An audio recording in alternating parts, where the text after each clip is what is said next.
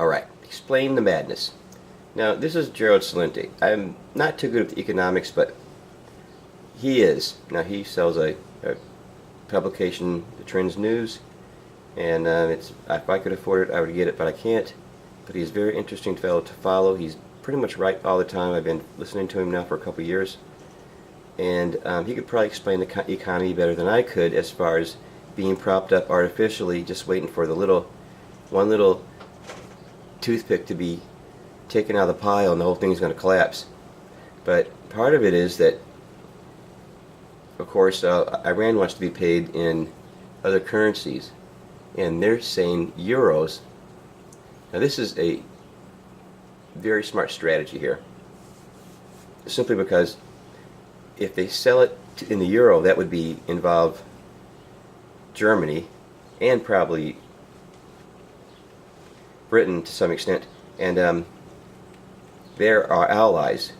So if they're selling in euro specifically, then they couldn't be sanctioned by the United States anymore because it's not sold in the U.S. currency. They couldn't stop the oil production simply because we slapped sanctions on them. Europe could, but the likelihood of that is not very good if they're getting a really good price on oil, and Iran has a lot of oil to pump right now. So that would put us like a third person, like the odd guy out. It would be very embarrassing because, then Russia could follow suit, and so could China, who exports a little bit of oil and sell in euro or the currencies. And that would be kind of a sticky situation for America, seeing how we've been controlling the petroleum with our currency for such a long time and depending on that for a big part of our trade. But that's why I thought the economy would probably come back from China, kind of drop us off because these cells aren't so well over here, and the Chinese goods probably aren't selling that well in Europe either.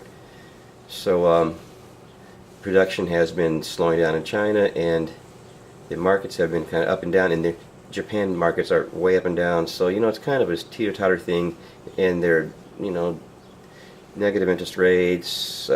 We have bank bailouts going on in these big countries, and all kinds of shenanigans and bamboozlement.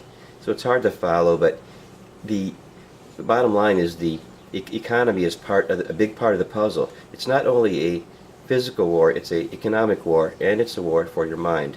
It's part of the puzzle. It's part of the whole thing. To make this whole thing work, it's got to be in tandem to actually pull it off, let's say. And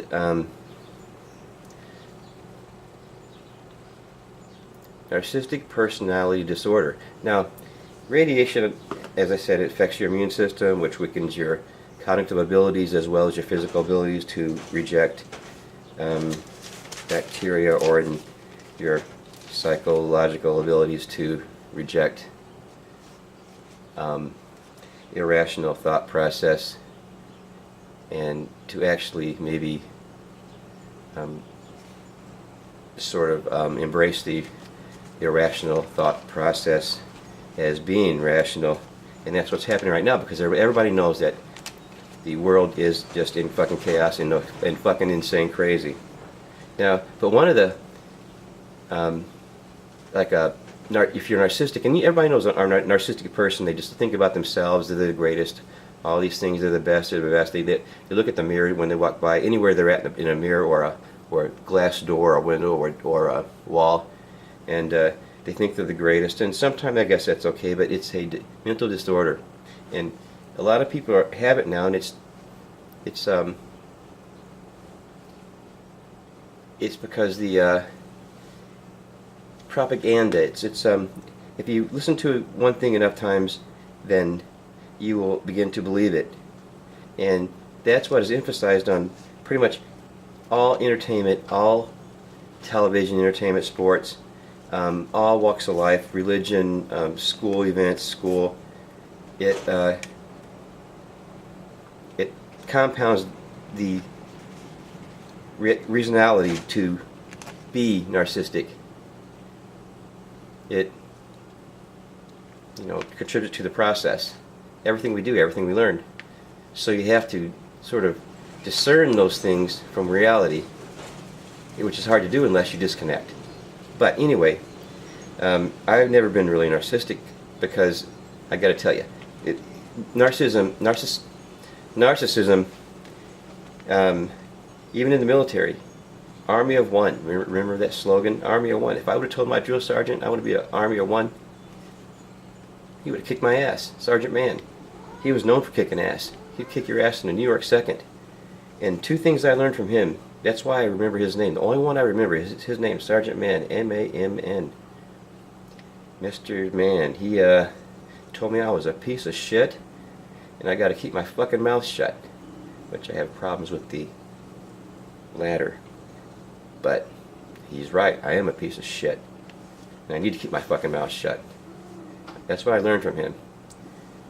So if you learn those lessons in life and you disconnect, you can avoid this narcissistic personality disorder, everything that goes with it, as being gullible. Because once you're gullible, or narcissistic makes you gullible. It's like the sort of the offshoot of being narcissistic. It's a symptom of narcissistic, or a sort of the same as narcissistic, but gullible. Because all you have to do to a narcissistic person is to tell them how great they are, how good they are, they're the best, man, you can do it, you can go out there and fight for us, you can shoot this tank, and you can do this, kill a bunch of people, and you're the greatest, and you be what all you can be in an Army of One, and you're gonna be the greatest, man, and you're gonna be fucking get some medals and shit like that.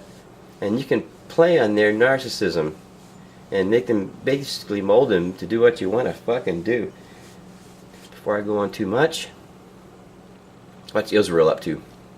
Because, you know, when all this is going on over here in Mesopotamia, which Israel's part of, but in the heart of Mesopotamia, over by the Euphrates, what's Israel doing? What is Israel up to? Well, they're pretty busy.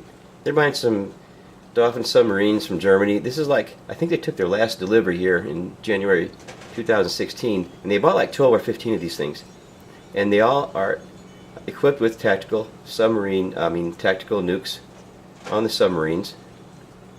And you say, what the hell does Israel? I mean, they have like a little coastline there, but they want all these submarines with tactical nukes and all this other shit because the Leviathan oil fields. Now these are the oil fields, and look, conveniently, I mean, this is like a miracle. It's like a Festivus miracle here, how this line just goes straight like this, and all these oil fields just happen to be right in front of Israel and nowhere else. It's like a Festivus miracle. But it is what it is. And all these submarines have to guard this shit. Because if the shit does hit the fan, if something goes down, you know, survival is going to mean, especially of a group of people, is going to mean lots of energy, and they seem to have it. You know, this is the Leviathan and Tamar and the other oil fields here off the coast in the Mediterranean that these submarines are, surely they're out there guarding these things closely.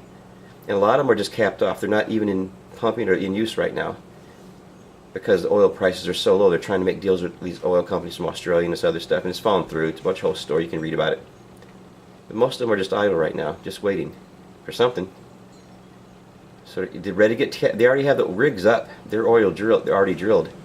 All they have to do is open the valves and start pumping. That's from what I understand. Leviathan in Job, it says the Leviathan is the ones that make the seas boil. And so they're buying submarines to protect that. And nuclear warheads. You'd think there's so many nuclear warheads, especially tactical nukes now, and these are the popular American NATO B61 tactical nukes. They're everywhere. France, Britain, Belgium, Germany, Italy, Netherlands, Turkey. China has a bunch of them. Russia has a bunch of them. They're tactical nukes. I mean, they're not big nukes. They're tactical. So if you have a war, you can basically justify using a tactical nuke. It's not as big as a big nuke. It's a tactical nuke. It's not a little tiny nuke. But studies say that these are just worse than the air blast big nukes because they disperse more radioactive particles throughout the atmosphere. But anyway, they're all over the fucking place. There's nuclear weapons fucking everywhere. Just everybody's got them and they're everywhere. Now you'd think with this many nuclear weapons, peace would be breaking out like there's no tomorrow. It doesn't seem to be. It does not seem to be. Everybody seems to be heading here. Mesopotamia. What the hell? And America, Well, not really. We're not going to really get involved here. We got us a front row seat right here in Libya.